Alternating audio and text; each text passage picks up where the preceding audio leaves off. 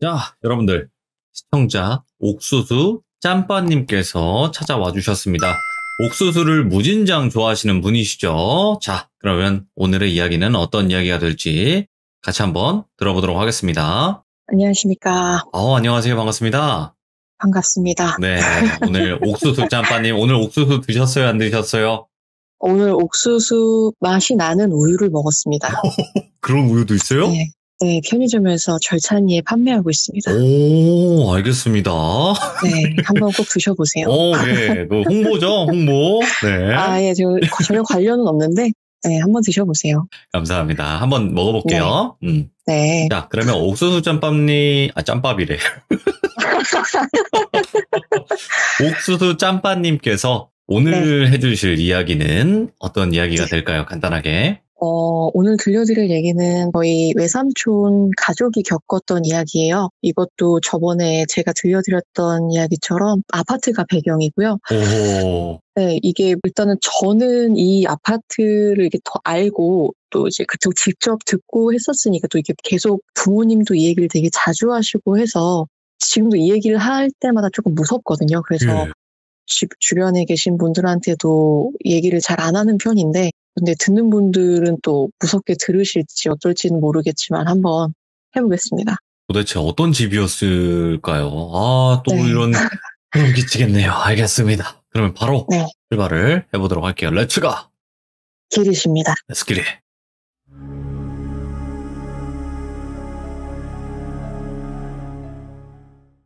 이 얘기는 한 20여 년 전 이야기고요. 외삼촌이 당시에 이제 사업이 굉장히 잘 되시고 크게 부를 이루셨었어요. 아주 찢어지게 가난했던 환경에서 맨손으로 자수성가를 하셨던 분인데 어릴 때부터 집에 대한 서름이 좀 많으셨어가지고 집에 대한 집착이라고 해야 될까요? 뭐 좋은 집, 내 집, 뭐 그런 집착 그런 게 좀 있으셨어요. 근데 이제 그런 외삼촌의 집에 대한 그런 집착을 한 방에 부셔버렸던 일들이 있었는데요.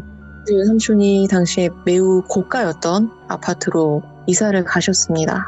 그런 집에서 살겠다라는 집념 하나로 진짜 이악 물고 일을 하셨다고 해요. 그래서 저희 부모님도 야 이제 좋은 집, 내 집 막 이렇게 얘기하더니 그런 집으로 이사를 가긴 가네 뭐 이런 얘기도 나누시고 했던 것도 기억이 날 정도로 정말 좋은 집이었는데 집도 굉장히 크고 이 집도 그 거실이 통창이었는데 앞으로는 이렇게 한강뷰가 쫙 펼쳐져 있어요. 서울이구나. 정말 멋있었거든요. 그래서 집들이를 갔었을 때 이런 집에서 살고 싶다. 이렇게 한강뷰가 보이는 집에서 살면은 너무 기분이 좋겠다.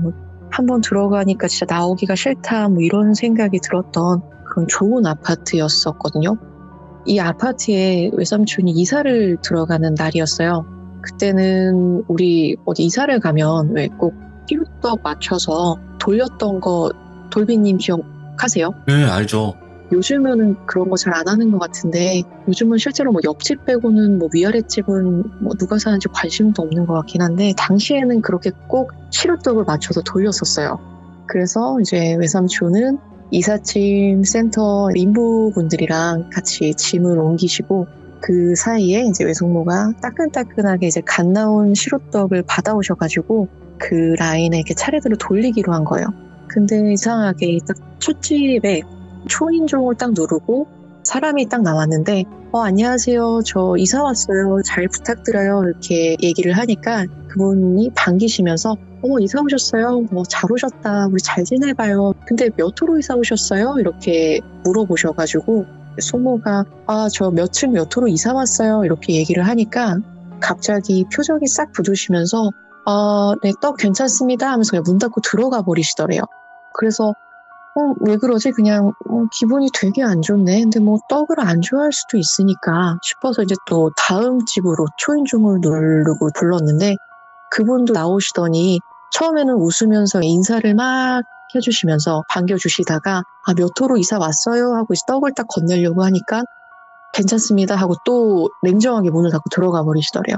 가는 곳마다 그러더래요. 이제 빈집 빼고는 몇 호로 이사 왔어요라는 말만 하면은 정말 이제 문을 휙 닫고 들어가니까 잘 사는 사람들은 다 이런가? 뭐 이쪽 사람들은 다 이런가? 뭐 이런 생각에 무시받는 것 같기도 하고 이제 외숙모가 당시에 기분이 너무 안 좋아지시더래요.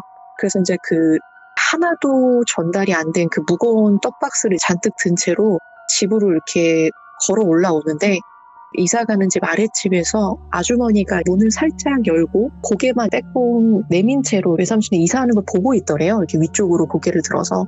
그래서 이제 외숙모가 올라가다가 사람이 이렇게 보고 있으니까 안녕하세요 하고 인사를 했더니 그 아주머니가 외숙모가 떡을 들고 있는 거를 보고 흠칫 놀라시면서 윗집에 이사 오셨어요? 이렇게 묻더래요. 그래서 네, 이사 왔는데 여기 분들이 떡을 안 좋아하시는 것 같아요. 떡이 다 남게 생겼어요. 이 집 떡 맛있는데 괜찮으시면 떡 좀 드릴까요? 이렇게 얘기하니까 그 아주머니께서 아마 다들 안 받으실 거예요. 그래서 왜요? 왜 다들 저희가 이사 왔다고 하면 반겨주시다가 갑자기 쌩 들어가 버리시더라고요. 이렇게 속상해서 얘기를 했더니 그 아주머니께서 뭔가 할 말이 있는데 못하는 것처럼 안절부절 하시다가 아무래도 뭐 그래도 일단은 이사 오셨으니까 잘 지내셔요 이렇게 얘기를 하고 들어가 버리더래요.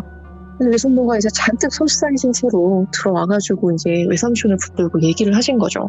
아니 사람들이 이렇게 문전박대를 한 것도 너무 기분이 나쁜데 마지막 그 아래층 아주머니는 일단 이사 오셨으니까 잘 지내라는 말이 뭐냐, 너무 기분이 나쁘다, 일단 이사 오셨으니라는 말에 이제 꽂히신 거죠.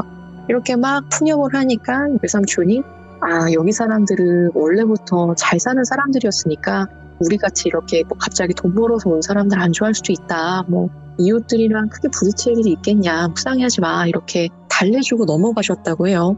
이렇게 이상한 이삿날을 넘기고 일이 하나씩 벌어지는데 외삼촌네가 외삼촌 그리고 숙모 그리고 사촌 오빠 고3이었던 이제 사촌 언니 그리고 태어난 지 돌도 안 됐던 사촌 동생까지 5식구예요. 근데 사촌 오빠 같은 경우에는 이사할 때부터 군대에 입대해 있는 상태여서 오빠 방에는 아무것도 없었어요. 침대도 제대하면 새로 살 거라서 없고 이불 같은 거는 다 붙박이장에 들어가 있었고 제 기억에는 책 꽂는 큰 책장 하나 있었고 그리고 방 구석에 이제 오빠가 당시 연습하던 드럼만 하나 딱 놓여져 있는 이제 그런 되게 휑한 방이었어요. 근데 이사하고 한 2, 3일 정도 후였을 거예요. 거실에서 삼촌, 숙모, 언니 이렇게 저녁을 먹고 거실에 앉아갖고 과일을 먹고 있었는데 어디서 이런 소리가 들리더래요. 그래서 처음에는 별로 크게 신경 안 썼는데 그 퉁퉁거리는 소리가 조금씩 커지는 거예요. 퉁퉁 하기도 하고 약간 뭐 이런 소리도 들리고, 근데 아기가 어리고 이제 아기가 자고 있으니까 그런 소리에 보통 가난하게 있는 분들은 예민하시잖아요. 그래서 윗집에서 이 시간에 뭘 하나? 이거는 뭐 한마디를 해야겠다 해서 외삼촌이 윗집에 올라가셨는데 윗집 벨을 눌러도 아무도 안 나오고, 그래서 귀를 기울여 보니까 안에서 또 아무도 소리도 안 나더래요. 인기척도 없고. 그래서 윗집이 아닌가 하고 내려왔는데 집으로 딱 현관문을 열고 들어오니까 숙모랑 언니가 겁에 질린 표정으로 퉁퉁거리는 소리가 이 방에서 들린다 하고 오빠 방을 가리켰대요. 그때 외삼촌도 머리카락이 살짝 쭈뼛서는 느낌이 들었다고 하더라고요. 생각해보니까 우리 집에 드럼이 있잖아? 근데 이 방은 비어있는데? 그래서 외삼촌이 방문 앞에 딱 섰는데 진짜 안에서 퉁 하는 소리가 들리더래요. 그 순간 이제 외삼촌은 누가 들어왔다 싶은 마음에 이제 문을 정말 팍 하고 세게 열었는데, 보통 드럼 하면은 드럼 스네어 위에 드럼 스틱을 이렇게 딱 올려놓잖아요. 근데 문을 딱 열었더니 순간 그 드럼 스네어 위에 있던 스틱이 도르르르 하고 굴러서 바닥으로 딱 떨어진 거예요.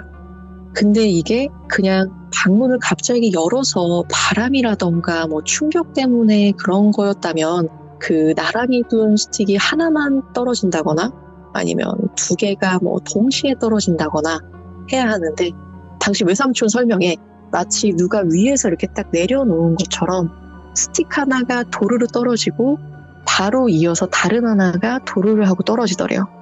근데 외삼촌은 이제 그런 생각은 전혀 안 하고 도둑이 들어온 걸 수도 있겠다는 생각에 이제 붙박이장부터 열어봤대요. 근데 이제 아무것도 없고, 그때까지만 해도 뭐 그냥 작은 해프닝 정도로 그냥 뭐 이렇게 문 충격에 그랬을까 뭐 그냥 그런 정도로만 생각했대요.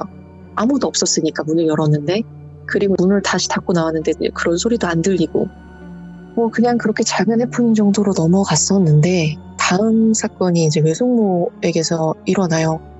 유독 외숙모랑 사촌 언니가 많은 일을 좀 겪었었는데 짧은 시간 동안 자질구레한 거는 빼고 조금 큼직한 사건만 말씀드릴게요. 이 집 구조가 그 전에 방송에서 저희 집 대충 그려서 설명해드렸던 것처럼 비슷한 구조인데, 딱 현관을 들어서면 왼쪽에 오빠방, 오른쪽으로는 언니방, 그리고 그 사이에 거실 화장실이 있고, 복도를 들어서면 왼쪽에 거실, 그리고 거실에 통창이 있고, 이 통창으로는 아까 말씀드렸던 것처럼 한강 뷰가 보이고, 그리고 이제 오른쪽으로는 부엌이 있어요. 이렇게 길게. 그리고 이 부엌에는 베란다가 연결이 돼 있었고요. 그리고 거실을 지나쳐서 왼쪽으로는 안방, 그리고 오른쪽으로는 당시 아기였던 사촌 동생 방.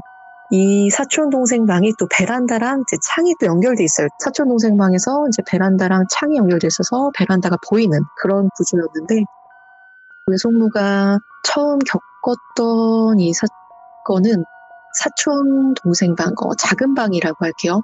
이 작은 방에서 일어났어요. 당시에 아기가 아주 어리고, 또 외삼촌이 일이 바쁘셔서 늦게 들어오시는 일이 많으셔가지고 외숙모가 아기를 작은 방에서 재우셨었어요. 늦은 밤에 침대 위에서 아기를 재우고 본인도 졸음이 조금씩 몰려오기 시작하고 있을 때, 침대에 누우면 정면으로 베란다랑 그 연결된 창문이 있다고 했잖아요. 근데 이 창문으로 베란다 문과 연결된 방향부터 반대쪽까지 검은 실루엣이 하나가 휙 하고 지나가더래요. 그래서 처음에는 잘못 봤나? 새인가? 싶었대요. 그리고 이제 다시 아무렇지도 않게 아기를 재우려고 토닥토닥 하고 있는데, 이번에는 반대편에서 주방이랑 연결된 문 쪽으로 또 휙 하고 지나가더래요. 뭐지? 저게 실루엣이 사람 같은데? 딸인가? 생각을 하신 거예요. 그때 언니가 담배를 피우던 걸 걸렸던 적이 있었는데, 혹시 얘가 베란다에서 담배를 피나 싶어서 이것 봐라, 너 잘 걸렸다 싶은 마음에 이제 문을 딱 열고 나갔대요. 근데 작은 방 빼고는 거실에 불을 꺼두고 있는 상태라 좀 깜깜했었는데, 바로 현장을 잡아야 되니까, 근데 베란다 문 쪽으로 실로 지나갔으니까 방에 들어갔겠거니 하고 언니 방으로 곧장 발을 옮겼는데 방에 아무도 없었대요. 그리고 시계를 봤더니 아직 독서실에서 돌아오지 않았을 시간이었던 거죠. 순간 등이 오싹해져가지고 다시 막 뛰어서 불이 켜져 있던 작은 방으로 달려가셨대요. 그리고 문을 닫고 문을 잠그고 아기를 꼭 끌어안고 공포에 질려서 덜덜 떨고 계시는데, 이게 누가 침입한 걸 수도 있잖아요. 그래서 아기를 안고 막 덜덜 떨고 계시는데, 아까 보였던 그 실루엣이 다시 한번 휙, 그리고 또 반대로 휙, 마치 실에 묶인 무게추처럼 좌우로 휙, 휙 하고 움직이더래요. 그렇게 한참을 겁에 질려 있었는데 어느 순간 그 실루엣이 스르르 사라졌답니다. 그리고 몇 초 뒤에 외삼촌이 집에 들어오셨대요. 이제 외삼촌을 붙잡고 이제 외숙모가 난리가 난 거죠. 저기 뭐가 있다. 사람이 있었던 것 같다. 빨리 확인을 해보자. 외삼촌이 그 얘기를 듣고 깜짝 놀라서 바로 베란다 문을 열고 나갔는데 역시나 뭐 아무것도 없었죠. 그리고 이제 외숙모는 떨고 계시고, 외삼촌은 너가 하루 종일 애기 보고 고3에 뒷바라지하고 피곤해서 헛거 본 거다. 그냥 이렇게 달래고 넘어가셨대요. 그런 얘기를 들으니까 외숙모도 그런가? 내가 진짜 귀가 허해졌나? 그래서 이런 것도 다 보네. 이렇게 그냥 최대한 아무 생각도 안 하려고 하셨대요. 무서우니까. 이거는 이제 그 워밍업의 사건 정도였고, 외숙모랑 사촌 언니가 그 자리에서 기절을 했던 사건들이 하나씩 있어요. 외숙모 얘기부터 또 말씀드리면, 외숙모가 아기를 재워놓고 아무도 없는 집에서 그 거실 통창으로 보이는 한강을 보면서 믹스 커피를 한잔 하시는 루틴이 있으셨어요. 딱 앉아가지고 또 한강을 볼 수 있게 일부러 외삼촌이 소파를 통창 쪽으로 이렇게 배치를 해뒀거든요. 앉으면은 이렇게 한강을 볼 수가 있게 정면으로. 어느 날처럼 외숙모가 아기를 재우고 부엌불만 켜고 거실 불은 끈 상태로, 부엌이랑 거실이랑 일자로 이렇게 연결이 되어 있어가지고 거실 불은 끈 상태여야 밖이 보이지만 무서우니까 부엌불은 켜둔 상태셨던 거죠. 끝쪽에 있는 부엌불만 켜두고 앉아서 이제 커피를 드시고 계셨대요. 아, 오늘도 별일 없이 잘 지나갔네. 뭐 이런 생각, 뭐 저런 생각 하시면서 바깥을 이렇게 멍하니 바라보고 있는데, 바깥은 깜깜하고 안에가 좀 이렇게 빛이 있으니까 창이 뒤쪽에 좀 비치잖아요. 근데 저 부엌 끝쪽에 어떤 남자가 서 있더래요. 너무 깜짝 놀라서 바로 뒤를 돌아봤는데 아무도 없어요. 얼마 전에 그런 일도 있었고 너무 무서운데, 아 그래 뭐 귀가 허해져서 뭐 잘못 봤나? 이렇게 스스로 달래면서 다시 이제 창 쪽으로 고개를 돌렸는데 그 남자가 다시 서 있더래요. 그래서 다시 뒤를 휙 돌았더니 아무도 없고, 밖에 뭔가 그런 실루엣 같은 게 비쳐 보이나 싶어서 다시 이제 창 쪽으로 고개를 또 바로 돌렸는데 그 남자가 처음 보였던 그 자리에서 몇 발자국 앞에 와서 서 있더래요. 다시 뒤를 휙, 또 아무도 없고, 무서우니까 안 되겠다. 남편한테 전화를 하자. 바로 옆에 테이블에 전화기가 있어서 다시 고개를 돌려서 전화기를 잡으면서 창을 또 살짝 봤는데 그 남자가 더 가까이 서 있더래요. 덜덜 떨면서 외삼촌 번호를 누르는데 번호는 자꾸 틀리고, 몇 번을 다시 누르고 시도하고, 그렇게 막 시도하고 있는 중에 창을 봤는데 그 남자는 그대로 서서 외숙모를 이렇게 쳐다보고 있고, 이게 숙모도 순간 좀 제대로 된 판단을 할 수 없는 상태셨는지, 그래 차라리 뒤를 돈 상태로, 그러니까 부엌을 바라본 상태로 있으면 아무것도 안 보였으니까 그 상태로 있으면 좀 나을 거야. 전화를 걸어서 남편한테 빨리 와달라고 하고 남편이 올 때까지 거기를 보고 있자. 이렇게 생각을 하신 거예요, 순간. 그래서 이제 수화기를 귀에 댄 채로 뒤를 딱 돈 순간에 그 남자가 바로 얼굴을 바짝 가져다 댄 채로 있었대요. 순간 바로 기절을 하셨고, 다행히도 전화가 연결되어 있던 상태였으니까 외삼촌이 전화를 받았는데 하는 소리와 함께 숙모가 아무 말도 안 하니까, 아 이거 무슨 일이 터졌구나, 무슨 일이 있구나 싶어서 외삼촌이 바로 집으로 오셨대요. 그리고 기절해 있는 외숙모를 발견을 하시고 너무 놀라서 바로 들주었고 병원에 데려가셨죠. 그래서 이제 외숙모가 병원 응급실에 가셔서 휴식을 취하시다가 정신이 드셨는데, 아 나 이 집에서 더 이상 못 산다, 안 되겠다, 나 너무 무섭다, 이사 가자, 이러면서 뭘 겪었는지 막 설명을 하셨대요.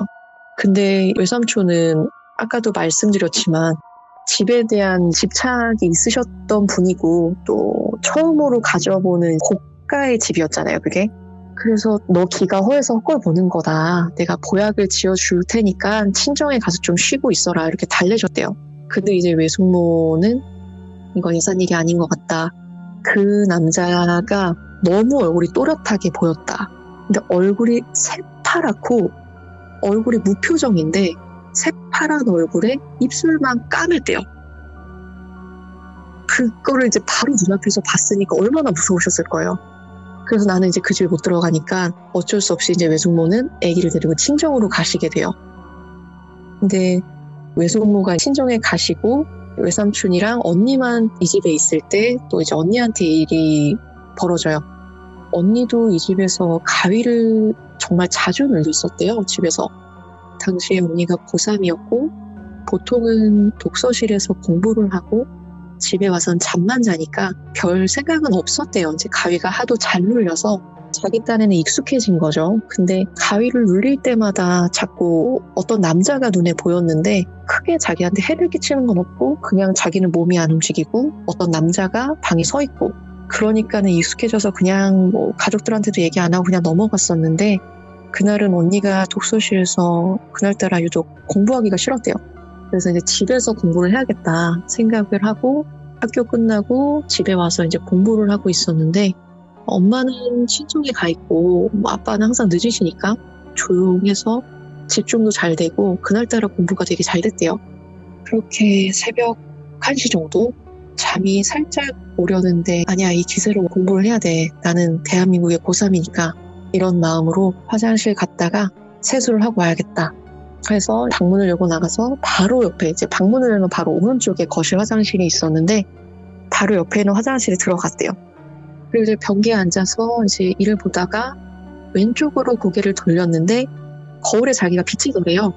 근데 공부만 하니까 얼굴이 푸석푸석한 것 같고 여드름도 나고 그래서 이제 거울 보면서 얼굴도 이렇게 만져보고 팩이라도 해야 되나? 요새 너무 공부하느라 피부에 신경을 못 썼나 봐 막 생각을 하면서 일어나서 거울 보면서 세수를 하고 얼굴 정도를 또 하고 그냥 그렇게 평범하게 화장실에 있다가 방에 들어왔대요. 공부를 또 그렇게 하다가 졸려서 잠이 들고 이제 아침이 밝아서 학교 갈 준비를 해야 되니까 등교 준비를 하려고 화장실 문을 딱 여는 순간 언니가 바로 기절을 했어요.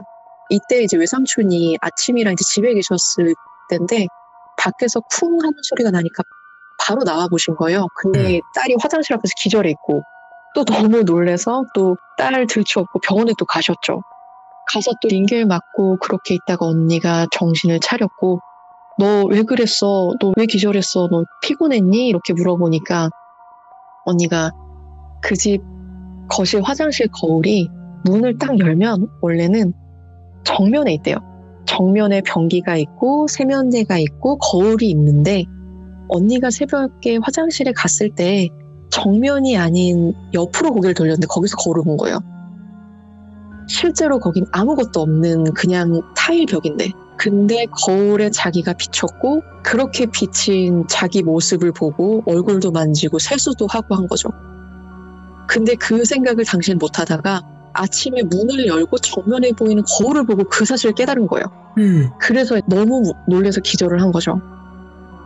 이렇게 집에서 둘이나 기절을 했는데도 외삼촌이 고집을 안 꺾고 있었어요. 이때도 언니가 나 이 집에서 못 살겠다. 아빠 우리 이사가 엄마도 그랬고 나도 그동안 가위를 계속 눌렸었어. 근데 나 이런 일까지 내가 직접 겪으니까 나 도저히 안 되겠어. 이사가 이렇게 얘기해도 외삼촌이 고집을 안 꺾으셨어요. 이때쯤부터 뭐 저희 어머니나 큰외삼촌, 큰이모 다들 이 외삼촌을 말렸거든요. 네. 이사를 가라. 안 좋은 것 같다. 이런 일이 이렇게 짧은 시간에 거의 뭐 매일 일어나다시피 그런 일들이 비일비재하게 일어났었어요. 부엌에서 외숙모가 요리를 하고 있는데 집에 아무도 없는 상태였는데 화장실 물 내리는 소리가 들리고 방문을 노크하는 소리가 들리고 정말 이런 사소한 일들이 정말 많이 매일매일 일어났었거든요. 그래서 가족들이 다 이사를 가라 했는데 이제 외삼촌은 이사를 갈 수 없다. 이사 온 지 한 달도 안 됐는데 어떻게 이사를 또 가. 다들 애기 보느라 바쁘고 고3이고 뭐 기가 허해져서 그래. 고집을 부리신 거예요. 그래서 이제 언니도 그 집에서 못 있겠다 하니까 친구 집에서 생활을 하고 외숙모도 친정에 있고 고집 부리는 외삼촌 혼자 그 집에 계시게 됐어요. 외삼촌이 혼자 남은 그날 그 집에서 잠을 자는데 밤에 갑자기 목이 너무 아프고 가슴이 너무 답답해서 눈을 떴대요. 근데 자기 위에 어떤 남자가 자기 목을 막 조르면서 내 집이야. 나가. 너 여기 왜 있어? 너 누구야? 너 나가. 막 이러면서 외삼촌 목을 막 졸랐대요. 목이 졸리고 있으니까 말은 안 나오고 막 괴로움에 막 몸부림치는데 그 남자 힘이 너무 세서 꼼짝을 할 수가 없었대요. 남자는 계속 죽일 듯이 외삼촌 노려보면서 나가. 내 집이야. 너 여기 왜 있어? 계속 이렇게 반복하고 근데 이렇게 반복하다가 갑자기 그 남자가 내가 너 죽일 거야. 너 이 집에서 안 나가면 내가 너네 다 죽일 거야. 그러면서 막 웃더래요. 귀에 닿을 정도로 기괴하게 입꼬리가 올라간 상태로 막 웃더래요. 그리고 이제 외삼촌도 기억을 잃으시고 아침에 눈을 뜨고 정신을 차린 다음에 바로 부동산으로 가셨대요. 그리고 이제 집을 뺀다 하고 다른 집을 바로 알아보시면서 이사 준비를 하셨대요. 근데 다행히 큰외삼촌이 다른 곳에 건물이 있으셔가지고 일단은 집 구하기 전까지 거기 들어가라. 이렇게 타이밍이 좋게 되어서 바로 며칠 안 되어서 이사를 하게 됐어요. 그 사이에는 집은 비워두시고 거기에 이제 도저히 외삼촌도 못 사시는 거죠. 근데 이사를 가는 날에 인부들이랑 짐을 막 급하게 빼고 있는데 거기 너무 있기 싫잖아요. 그 공간에. 외삼촌은 그걸 겪었으니까 또 막 집을 급하게 빼고 있는데 아랫집에 그 이사 온 첫날에 그나마 말을 걸어줬던 그 아주머니께서 계단으로 또 이렇게 몸을 빼꼼 내밀고 또 이제 이사하는 걸 보고 계시더래요. 그래서 외삼촌이랑 눈이 마주쳐서 외삼촌이 이렇게 꾸벅 이렇게 목 인사를 했더니 아주머니가 이사 가시네요? 이렇게 묻더래요. 그래서 네, 사정이 생겨서 이제 바로 이사 가게 됐습니다. 이렇게 얘기를 했더니 그럴 줄 알았어요. 그 집에서 오래 버틴 사람이 없어요. 이러더래요. 외삼촌이 그 얘기를 딱 듣고 그게 무슨 말이에요? 이러고 내려가서 물어본 거죠. 근데 그 아주머니께서 얘기를 해준 거예요. 전에 그 집에 가족이 살았었는데 남편 되는 사람 사업이 크게 망하고 그에 대한 자격지심인지 술에 만취해서 가정폭력도 자주 휘두르고 그래서 와이프가 애들을 데리고 집을 나갔대요. 가출을 했대요. 그리고 그 남편분이 혼자가 된 그 집에서 스스로 안 좋은 선택을 하신 거죠.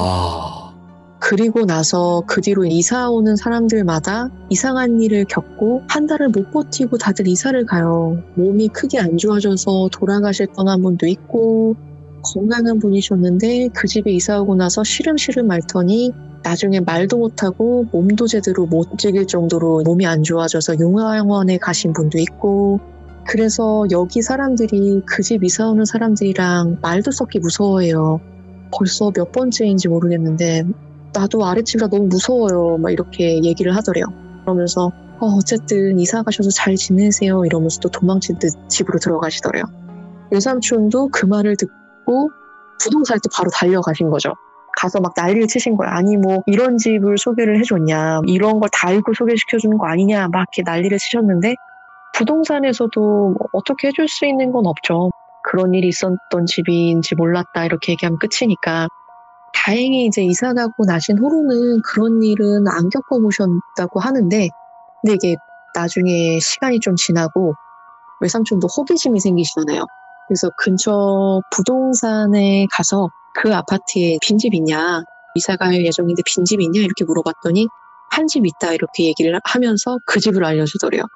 그때까지도 계속 비어있다가 뭐 이사 왔다가 비어있다가 계속 반복이 되던 집이 된 거죠. 우와. 지금은 어떤지 모르겠어요. 근데 그 아파트가 지금도 있는 아파트고 그 동네가 진짜 비싼 동네예요. 근데 그 아파트에 되게 저렴한 매물이 하나 뜨더라고요. 한강도 엄청 예쁘게 잘 보이고 동네 자체가 부촌인데 그 집만 좀 매물 등록이 저렴한 가격에 돼 있어요. 그게 뭐 허위 매물인지 뭔지는 잘 모르겠는데 저렴하더라고요. 한 집만. 제가 시세를 본 집이 그냥 제 상상이지만 혹시나 그럴까? 뭐 그런 생각도 한번 해봤습니다. 이게 그러면 대략적으로 그냥 예를 들어서 한 20억이다. 네. 그러면 한 15억, 뭐 이렇게 5억이나 차이가 나는 그 정도로 싸게 나온 건가요? 그거보다 조금 더 그 집 시세가 뭐 20억이라고 치면 한 12억 정도?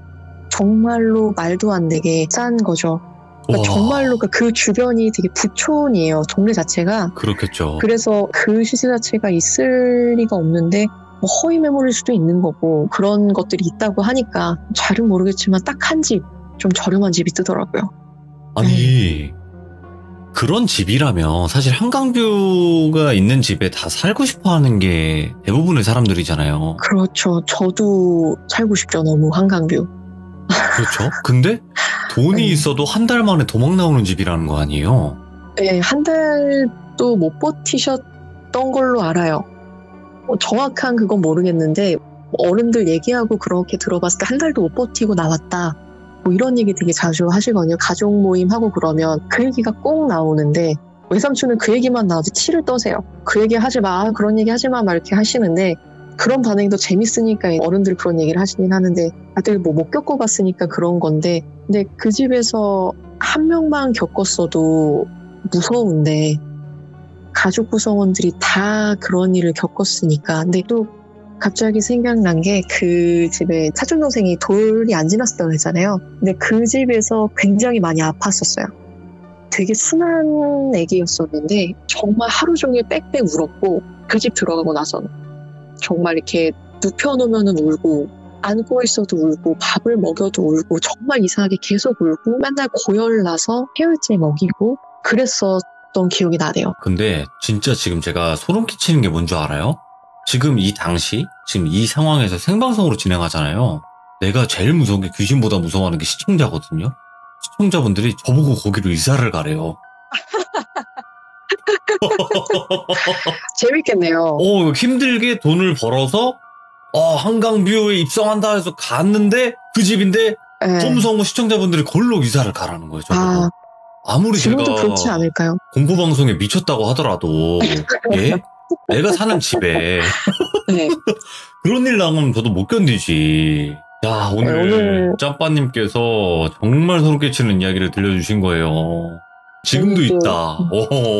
이 당시에 또 이런 일을 겪은 거를 또 생생하게 또 그 구성원들한테 들어서 그러니까 저는 더 무서운데 어떻게 재밌게 들으셨는지 모르겠습니다. 혹여라도 그 집에 사시다가 도망 나오신 분들이 이 방송을 듣고 있을지도 모르잖아요. 그러면은 제보 갖고 갔으면 좋겠습니다. 그러게요. 네. 감사합니다, 짬빠님. 오늘도 진짜 이게 오싹한 걸 떠나서 그 서늘해지는 느낌이 있거든요. 이야기 들을 때마다. 네. 뭔가 감사합니다. 서늘해요. 막 추워진다고 해야 되나? 아무튼 너무 감사합니다. 고맙습니다. 네, 감사합니다. 감사합니다.